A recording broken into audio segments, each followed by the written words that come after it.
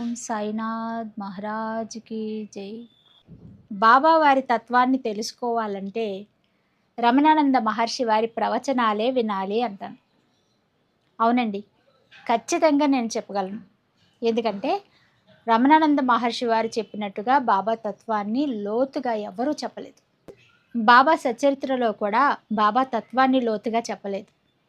బాబా వారి మహిమలను చెప్పుకుంటూ వెళ్ళిపోయారు, కానీ బాబా వారి తత్వాన్ని లోతుగా చెప్పిన వారు రమణానంద మహర్షి వారే అని చెప్పాలి.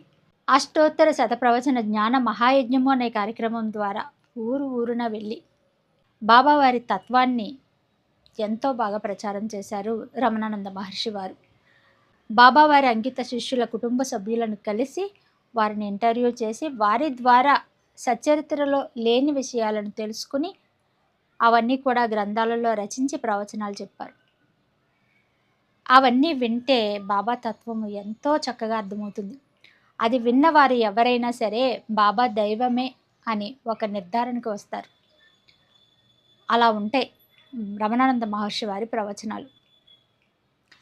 మరి రమణానంద మహర్షి వారు ఏమి చెప్పినా ప్రామాణికంగా చెప్తారు. ముందు ఆయన నమ్ముతేనే కానీ మనకు చెప్పరన్నమాట. రమణానంద మహర్షి వారు కేవలం సచ్చరిత్ర చదివి ఆ సచ్చరిత్రలో ఉన్న విషయాలనే చెప్పలేదు మనకు. బాబా వారి గురించి ఎంతో పరిశోధించి పరిశీలించి ఎన్నో విషయాలు ఎంతమందినో కనుక్కొని తెలుసుకుని అప్పుడు మనకు చెప్పారు. అందుకనే రమణానంద మహర్షి వారి మాటలు 100% సత్యం. ఇక బాబా వారికి అంకిత శిష్యులలో ఒక్కరైన బయ్యాజీ కుమారుణ్ణి ఇంటర్వ్యూ చేసి బయ్యాజీ జీవితంలో బాబావారు చూపిన అనుగ్రహం ఏమిటి, బాబావారు చేసిన మహిమలు ఏమిటి తెలుసుకుని చక్కగా గ్రంథంలో రాశారు, ప్రవచనాలు చెప్పారు. అటువంటి బాబాకు అంకిత శిష్యుడైన బయ్యాజీ గురించి ఈరోజు ఈ వీడియోలో తెలుసుకుందాం. బయ్యాజీ షిరిడీ గ్రామంలోనే జన్మించారు. వారు చిన్నతనం నుంచి బాబాను చూస్తూ పెరిగారు. ఎందుకంటే బాబావారు వారి ఇంటికి ప్రతిరోజు వెళ్ళేవారు. ఎలా, ఎందుకు? బాబావారు 5 ఇళ్లల్లో భిక్ష స్వీకరించేవారని మనందరికీ తెలుసు కదా. మొదటి ఇల్లు బాబా భిక్షను స్వీకరించే మొదటి ఇల్లు ఈ బయ్యాజీదే. ప్రతిరోజు బాబావారు బయ్యాజీ ఇంటికి భిక్షకు వెళ్ళేవారు. ఆ విధంగా బయ్యాజీ ప్రతిరోజు బాబాని చిన్నతనం నుంచే కూడా చూశారు. మరి బాబాపై పూర్తి విశ్వాసం బయ్యాజీకి ఏ వయసులో కలిగింది అంటే 11 సంవత్సరాల వయసులో బాబా వారిపై పూర్ణమైన విశ్వాసం కలిగింది. ఎందుకు అంతటి విశ్వాసం కలిగింది ఆయనకు అంటే బయ్యాజీ తండ్రి వ్యవసాయం చేస్తూ ఉండేవారు. తండ్రికి సహాయంగా ఉండేవాడు ఈ బయ్యాజీ. ప్రతిరోజు తండ్రితో పాటుగా పొలానికి వెళ్తూ ఉండేవారు.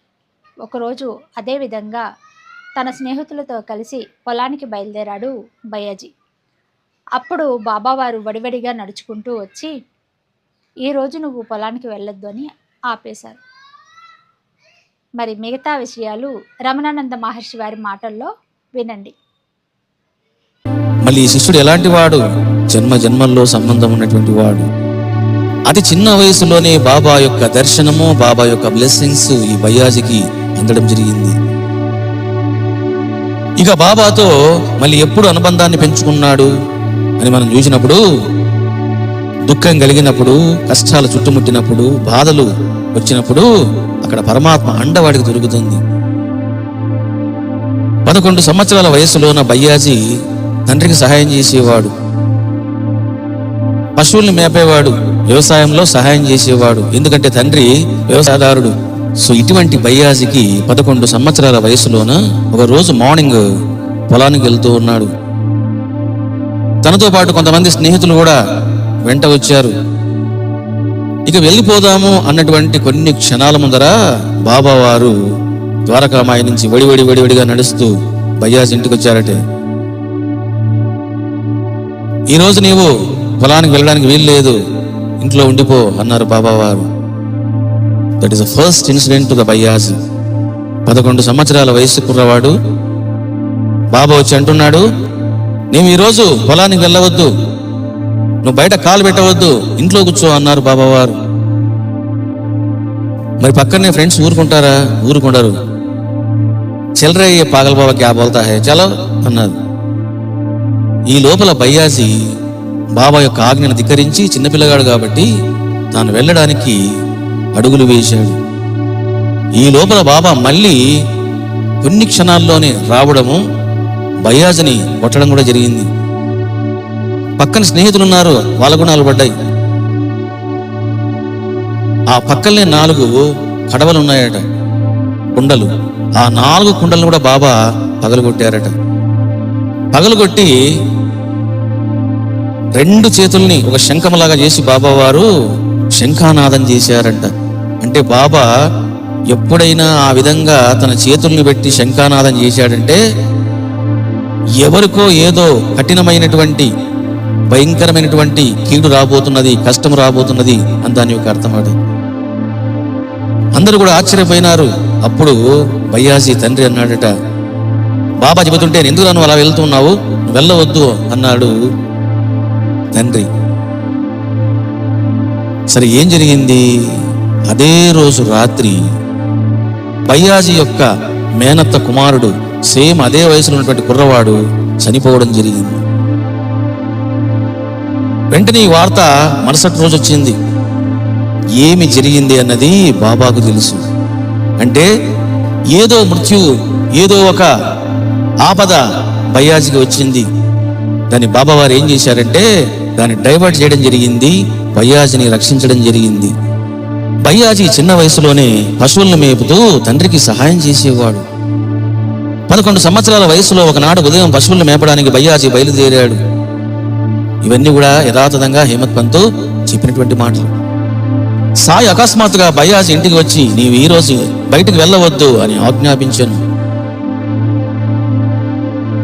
సాయి మాటలు పట్టించుకోక బయ్యాజీ పిల్ల చేష్ట వలన బయలుదేరను.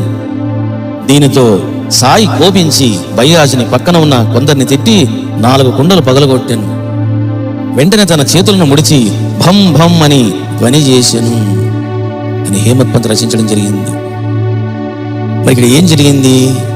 అసలు బాబావారు ఎందుకు ఆ విధంగా ప్రవర్తించాడు అని అంటే, సిద్ధ గురువు యొక్క లీలలు, చేష్టలు, మహిమలు ఈ విధంగా ఉంటాయి. నీకు ఈరోజు ఆపద జరుగుతుంది, వెళ్ళవద్దు అని బాబా చెప్పవచ్చును. కానీ బాబా ఏం చేశాడు? ఆ విధంగా చేయలేదు. అంటే అక్కడ మేనత్త కుమారుడు చనిపోవడం జరిగింది. ఇక్కడ కూడా బయ్యాజీ కూడా ఏదో హాని ఉన్నది. బహుశా మేనత్త కుమారుడితో పాటు ఇతను కూడా చావు మూడిందేమో, అది బాబాకే తెలుసు. అని బాబా ఏం చేశారంటే ఆ యొక్క ప్రమాదాన్ని, అశుభాన్ని, చావును బాబా తప్పించడం జరిగింది. ఇక్కడ బాబా ఎందుకు చేశారు? జన్మ జన్మల సంబంధం ఉన్నటువంటి శిష్యుడు గురువుని ఏది అడగవలసిన అవసరం లేదు. చేసుకున్న వాడికి చేసుకున్నంత మహాదేవ అన్నట్లు అడగకుండానే అప్రయత్నంగా, ప్రాపంచికంగా అయినా సరే, ఆధ్యాత్మికంగా అయినా సరే గురువు వాటిని ప్రసాదిస్తూ ఉంటాడు. కష్ట నష్టాలను రాకుండా చూస్తూ ఉంటాడు. మరి ఎందుకు బాబావారు ఈ విధంగా చేశారు అని అంటే, ఇదిగో జన్మ జన్మల సంబంధం. ఒక భర్తగా ఒక మానవుడు తాను రెస్పాన్సిబిలిటీ తీసుకున్నప్పుడు భార్య గురించి తాను రక్షణ వహిస్తాడు. ఒక తండ్రి పిల్లవాడి విషయంలో రక్షణ వహిస్తాడు. అది కేవలము ఇదిగో కొన్ని పరిధులు ఉంటాయి వాటికి. ఆ రక్షణ అంతా కూడా ఎంతవరకు అని అంటే అది కేవలం ఒక జన్మ వరకు మాత్రమే. కానీ సిద్ధ గురువు యొక్క రక్షణా హస్తము జన్మ జన్మలు శాశ్వతంగా ఉంటుంది అనేది మనం అర్థం చేసుకోవాలి. ఎప్పుడైతే బాబావారు బయ్యాజిని కాపాడడం జరిగిందో, అదే రోజున తన యొక్క మేనత్త కుమారుడు దాజేకోటే చనిపోవడం జరిగిందో, బయ్యాజి కుటుంబానికి, ముఖ్యంగా బయ్యాజికి ఒక రియలైజేషన్ వచ్చింది. నీవు బతికావంటే అది కేవలం బాబా యొక్క భిక్ష నాయనా అని తల్లిదండ్రులు కూడా చెప్పడం జరిగింది, ఎంతో మంది పెద్దలు చెప్పడం జరిగింది. ఆ క్షణం నుంచి ద్వారకామాయికి రావడం మొదలుపెట్టాడు బయ్యాజి. చూడండి, ఏదైనా గురువు అనుగ్రహించాలి, గురువు ప్రసాదించాలి. ఎప్పుడైతే బాబా ఈ మహిమ చేయడం జరిగిందో, ఇక బయ్యాజి బాబా సేవలో నిమగ్నమయ్యాడు. బాబా సేవకు శ్రీకారం చుట్టాడు. బాబా వారు బయ్యాజీ గృహములోన భిక్ష స్వీకరించారు అని మనం తెలుసుకున్నాం. చూడండి, ఈ బయ్యాజీ మీద హేమత్ పంతు ఒక 2 అధ్యాయాలు రచించవచ్చు. కానీ 1-2 సన్నివేశాలు చెప్పి వదిలేశాడు. ఎందుకంటే మహాభక్తుడు బయ్యాజీ. బాబా యొక్క అనుగ్రహం వలన బయ్యాజీ యొక్క కుమారుడు గోపీనాథ్ కోతే ఇప్పటికి కుమారుడిగా జీవించే ఉన్నాడు. ఈ బయ్యాజీ యొక్క కుమారుడు. ఈ బయ్యాజీ కుమారుడిని నేను స్వయంగా ఇంటర్వ్యూ చేయడం జరిగింది. బయ్యాజీ గురించి ఎన్నో విషయాలు నేను అడిగాను. అద్భుతమైనటువంటి రహస్యాలు చెప్పడం జరిగింది బయ్యాజీ కుమారుడు. కాబట్టి నేను ఇంటర్వ్యూలో ఏం చేశానో అనేక గ్రంథాలను కూడా సమన్వయం చేసుకుని ఈ భక్తుడి యొక్క జీవితాన్ని మీకు అందిస్తూ ఉన్నాం. విన్నారు కదండి.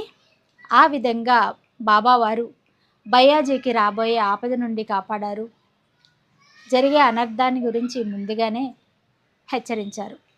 అయితే ఈ సంఘటన తర్వాత బాబావారిపై సంపూర్ణమైన విశ్వాసం కలిగింది బయ్యాజీకి.